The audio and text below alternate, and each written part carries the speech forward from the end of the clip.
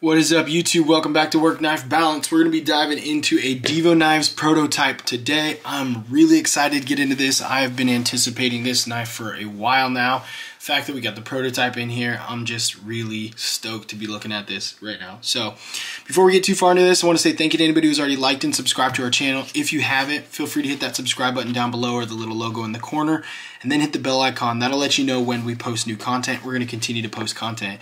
You can also head over to Instagram and like us at Work Knife Balance 939. Contact us. Let us know what you like, what you don't like, what you want to see, all that good stuff. And if you send us a knife, we'll send you back a sweet sticker and some other swag with a thank you card for letting us look at your knife and reviewing it on the channel.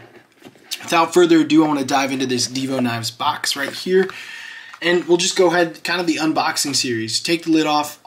First, right off the bat, Divo has some really nice quality boxes that they're putting together. Not that that really matters to most people, but I think it's cool to see that they pay attention and give you a quality all around.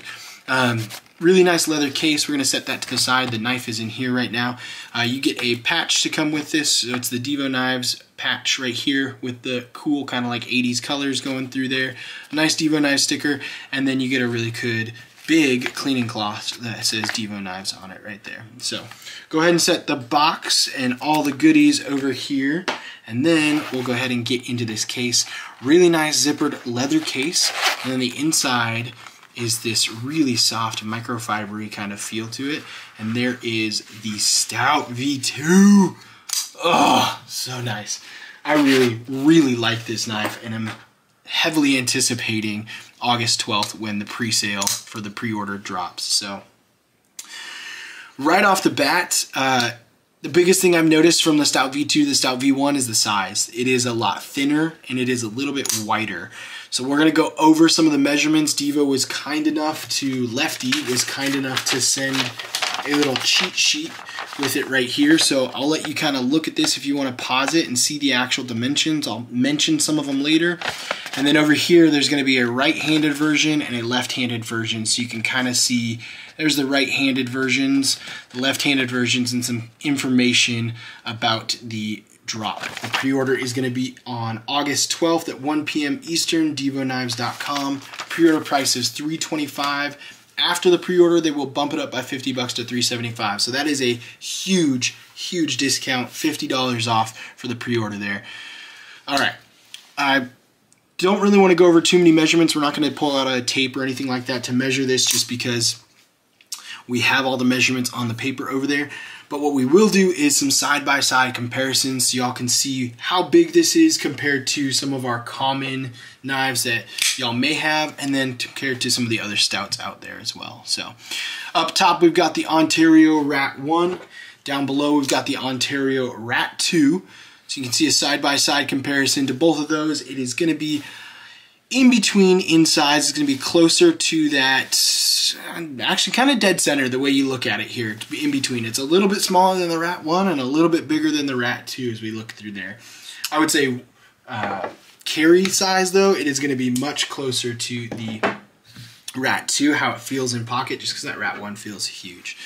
Go ahead and put the Paramilitary 2 up top and then the Para 3 down below for side-by-side comparisons, as well to some Spydercos, common Spydercos that most of y'all have, if not all y'all have in your collection as well.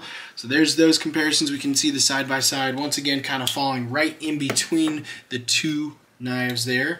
And then, since it is a stout, and some of y'all know you have some other, I know some of you have these out there, we're gonna go ahead and pull the V1 stout out, and then we'll go ahead and pull the Pony Stout out as well. So we get a side-by-side comparison. Pony Stout just dropped earlier this year. It was very popular. I don't know if you can still get them. I believe if you can, they're on White Mountain Knives. But I believe those Pony Stouts should be gone by now. But they are very popular, and some of you have them, so you can see it is going to be a little bit larger, actually quite a bit larger than that Pony Stout there. And then pretty close inside to that regular Stout V1. Biggest comparison I see from the Stout V1 to the Stout V2 is going to be the width. So these two are both coming in. fantastic two knives that are probably going to be in my top, but you can see the side-by-side comparison, carry comparison. The Stout V2 is less than half an inch, 0.48 inches thick, so it's much thinner than the Stout V1. Stout V1 also has flat scales, at least the ones that I have on mine right here, whereas the Stout V2 does have contoured scales. So you can kind of see the contouring. It's a slight contouring to it, but you can kind of see the contouring there, and you can feel it as you go over the top here. One thing I love about this is the ergos. I love the ergos on the Stout V1, but the fact that this is a little bit thinner just makes it that much easier to handle and carry. Reverse and front grip feel absolutely fantastic. Pinch grip all day, really nice, beautiful, and it is a beautifully dialed in detent there. We'd expect nothing less from the detent diva himself, Lefty EDC, but it is an absolute snappy knife. Couple different versions they're putting out there. We saw them earlier. There's going to be a white fat carbon, a Arctic Storm, which is a blue, and then the purple haze for the right carried version. This is the purple haze, so you can kind of see the color pop through the purple there. It's really, really nice looking. And then it has that bead blast to the titanium bolster. That titanium bolster does have some really nice micro milling to it as well. You can see the detail that they put into that, which is absolutely phenomenal there, so that is a really good thing. And then the Lefty version, because they are not going to have the little filler hole like you see on the prototype here, there's going to be a right-handed and a left-handed version dedicated. The Lefty version is going to be the purple and the Arctic Storm only, so you won't have the white fat carbon version for the Lefty version. But nonetheless, there are going to be some absolute bangers out there for both right and left-handed carry.